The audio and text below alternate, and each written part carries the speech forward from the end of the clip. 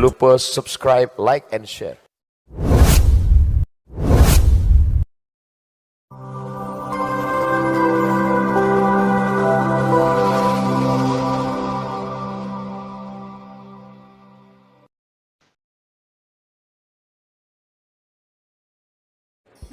yang disampaikan oleh beliau di antara hadisnya, kana Rasulullah sallallahu alaihi wasallam.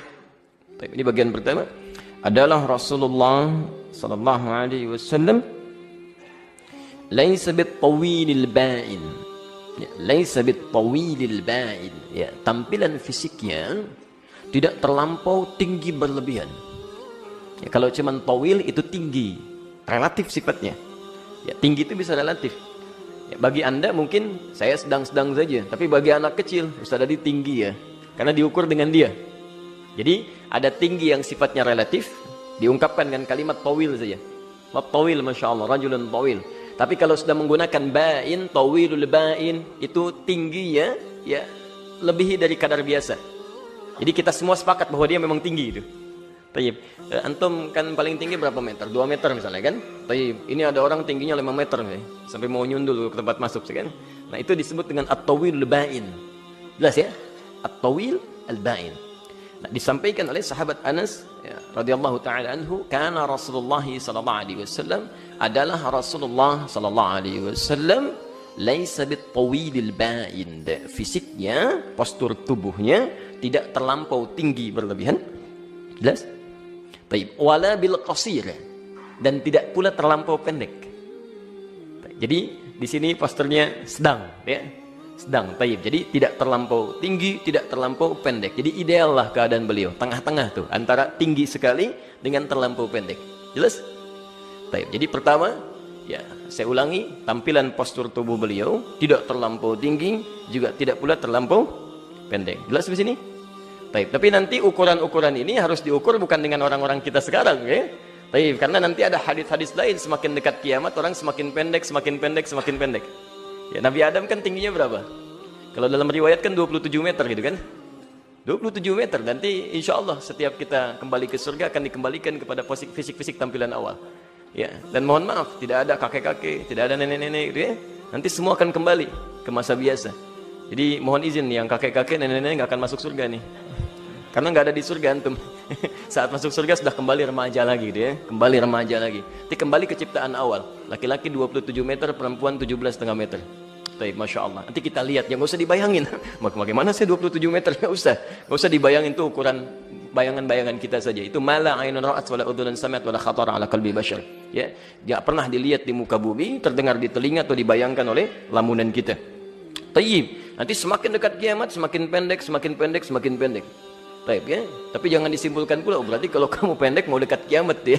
Taib, enggak juga, jangan berlebihan menyimpulkan sesuatu. Jadi poinnya adalah itu isyarat-isyarat bahwa kalau kita ingin mengukur keadaan Nabi, posturnya tidak terlampau tinggi berlebihan, juga tidak terlampau pendek. Jadi kalau antum melihat di mimpi misalnya datang mengaku saya Rasulullah SAW, tiba-tiba pendek misalnya kan, atau tinggi berlebihan, itu bukan. Jelas? Taib. Nanti kita setelah ini kita ambil dalil Quran ya. Teruskan. Wala bil abyadil ahmaq, wala bil abyadil ahmaq, ya. Dan tidak pula tadi posturnya, sekarang warna kulitnya, dan tidak pula warna kulitnya putih berlebihan. Sekarang diistilahkan kayak albino misalnya kan. Baik, walaupun itu tidak menunjukkan celah ya, awas hati-hati. Jadi kalau misalnya ada orang tinggi, oh ini tinggi berlebihan celah, bukan celah. Termasuk yang pendek pun bukan celah. Ya, kulit hitam bukan celah, kulit putih bukan celah juga.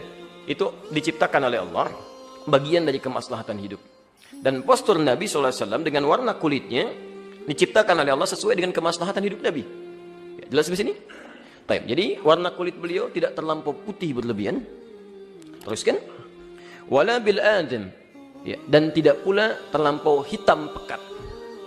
Ya, jadi pertengahan di antara keduanya, tidak terlampau putih, ya, tidak terlampau hitam pekat.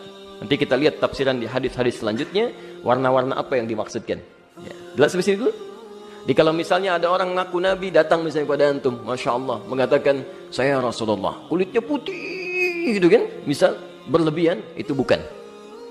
Atau di mimpi datang misalnya kan, saya Rasulullah, tiba-tiba hitam legam kan, itu juga bukan. Jelas di sini? Tayyib. Alhamdulillah. Dan nanti kita akan lihat hikmahnya ya. Kita akan lihat hikmahnya bagaimana Allah menciptakan setiap manusia termasuk keadaan diri Nabi SAW sesuai dengan keadaan kemaslahatan hidupnya. Wala bil ja'dil qatat. Wala bil ja'dil qatat. Jadi posturnya sudah, warna kulitnya sudah, sekarang rambutnya. Dan rambut beliau tidaklah dalam keadaan terlampau ikal, keriting, ya. Ya, terlampau ikal, terlampau keriting gitu kan. Jadi ja'dil qatat itu, ja'd itu sudah keriting, tapi kalau qatat itu keriting satu dengan yang lain saling berbuntal begini, ya. Dan teman-teman kalau pernah main misalnya ke Afrika, alhamdulillah saya pernah berada di Afrika Utara, ya, di Libya, ada 72 negara di situ, termasuk banyak negara dari daerah Afrika. Jadi kalau antum disebutkan Afrika, ya jangan terbayang sesuatu yang khusus saja, karena banyak berkumpul di situ dengan macam-macam warna kehidupan yang sangat indah. Yang putih banyak. Jadi jangan disimpulkan Afrika, oh pasti hitam. Tidak. Mesir itu Afrika, Afrika Utara. Libya Afrika Utara, Tunisia Afrika Utara, Maroko, Aljazair, banyak yang putih-putih. Lebih putih daripada antum banyak. Lebih ganteng daripada saya lebih banyak. Masya Allah banyak bu. Ya lebih cantik dari ibu juga banyak. Yang paling cerewet juga tidak sedikit ya. Jadi Masya Allah, luar biasa, ya luar biasa. Tayyib, yang hitam juga ada. Ya, ada yang hitam macam-macam. Ya. Antum kalau pernah ke Sudan misalnya, itu ada satu daerah, ya, di daerah itu pigmen kulitnya sampai 4. Sampai 4. Masya Allah, dari mulai putih, kemudian coklat, hitam, dan ungu yang terakhir. Ungu itu. Ada sampai ke puncaknya itu.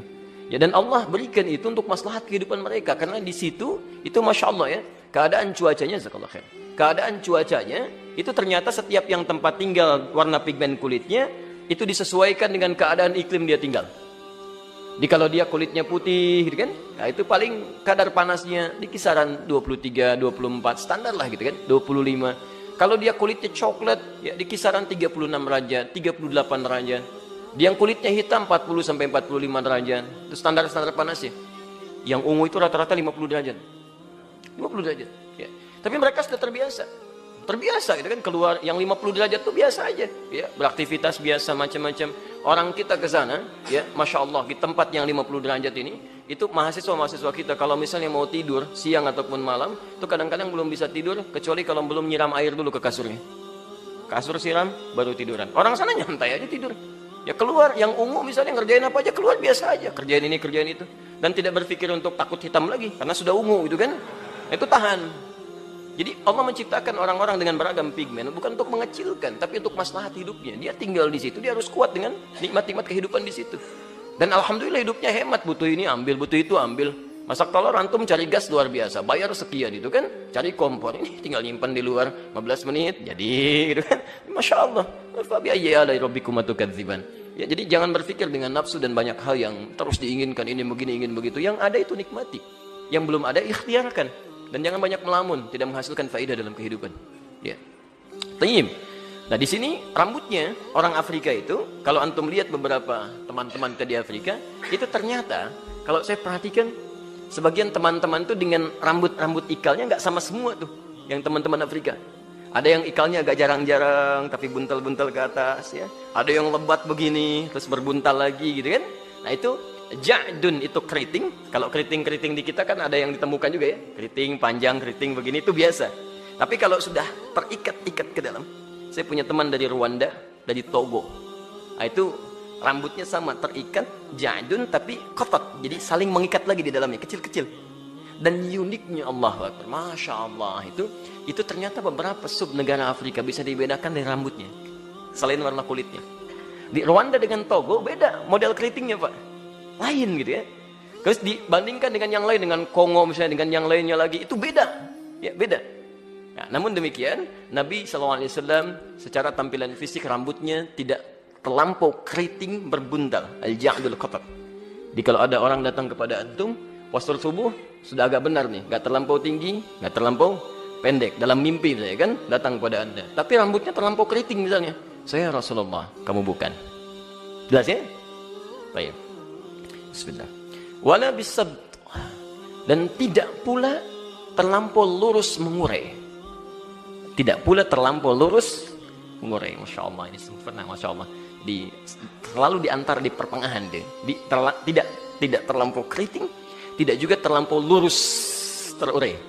Jadi kalau ada mimpi antum ketemu seorang mengaku nabi, laki-laki rambutnya lurus, terurai itu kan, lurus saja begini, itu bukan nabi. Rasulullah SAW tidak terlampau lurus, terurai, tidak juga terlampau keriting. Ya, nanti kita akan lihat di beberapa turunan hadis yang lain seperti apa pola yang dimaksudkan. Ya, karena nanti ada hadis-hadis rambutnya nabi, kemudian ada sepanjang dengan bahunya, gitu kan? Apakah yang sepanjang dengan bahunya di sini yang dimaksudkan misalnya, maaf, mengalir begitu saja, lurus begini? Ya, atau misalnya ada sebagian lakukan, ya, dan seterusnya nanti kita akan lihat dalam turunan hadis yang selanjutnya. Karena ini baru pembuka. Ya. Baik, bismillah. Ba'athahu Allah Ta'ala ala ra'si 40 sanah. Ba'athahu Allah Ta'ala. Kemudian dalam tampilan fisik atau postur seperti ini, Allah menetapkan dan mengutus beliau sebagai seorang rasul. Ba'athahu Allah Ta'ala. Allah mengangkat beliau sebagai seorang rasul ala ra'si 40 sanah.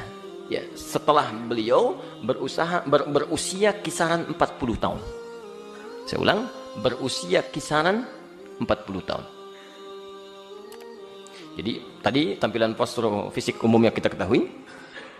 Dari mulai tingginya, pendeknya, kemudian warna kulitnya, kemudian keadaan rambutnya. Nah, dalam tampilan fisik yang seperti ini masih umum. Allah menetapkan beliau dipilih sebagai seorang rasul. Kalimat ini yang disampaikan oleh Anas bin Malik radhiyallahu taala anhu seakan-akan ingin memberikan kesan kepada kita.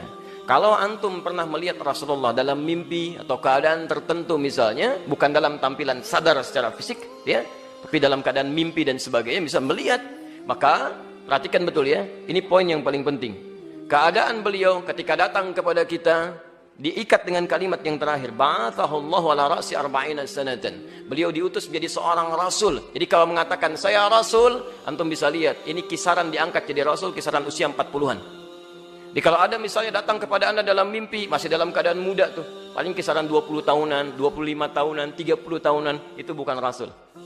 Walaupun dia misalnya dengan tampilan fisik-fisik seperti tadi. Bisa terbayangkan kalau ada orang usia 40 tahunan ke atas dengan di bawah itu kan bisa kelihatan. Paling gampang gini lah, saya kira-kira berapa usianya? Antum gak akan bilang 40, keterlaluan kalau ini. Jangan lupa subscribe, like, and share.